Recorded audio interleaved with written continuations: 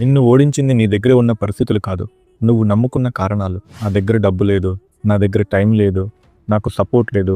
ఇటువంటి మాటలు నిజాల్లా కనిపిస్తాయి, కానీ నిజం మాత్రం ఒకటే. నిన్ను ఓడించింది బయట ప్రపంచం కాదు, నీలో ఉన్న భయం. ఒక్కసారి ఆలోచించు. 1 సంవత్సరం క్రితం ఉన్న నువ్వు, ఇప్పుడున్న నువ్వు ఒకేలా ఉన్నావా? అంటే సమస్య ప్రపంచంలో లేదు, మారాలనే నిర్ణయం తీసుకొని నీలో ఉంది. విజయం అంటే 1 రోజులో వచ్చేది కాదు, రోజు చేసే చిన్న చిన్న ప్రయత్నాల ఫలితం.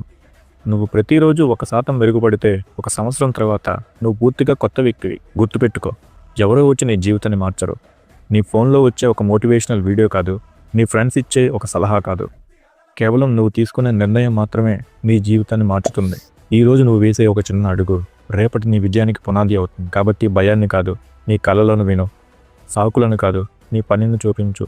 ఓడిపోతాను అని కాదు, నేర్చుకుంటానని ఆలోచించు. ఈరోజు నువ్వు పడిన కష్టమే నీ జీవితంలో ఒకరోజు గర్వంగా చెప్పుకునే ఒక కథ అవుతుంది. ఇంకా నువ్వు రేపు చేస్తాను అంటావా, లేక ఈరోజే మొదలు పెడతావా? ఇది మీ చాణక్య. మీరు చూస్తున్నారు చాణక్య టాక్స్. వీడియో నచ్చితే లైక్ కొట్టి ఆ ఛానల్ సబ్స్క్రైబ్ చేసుకోండి. Thank you.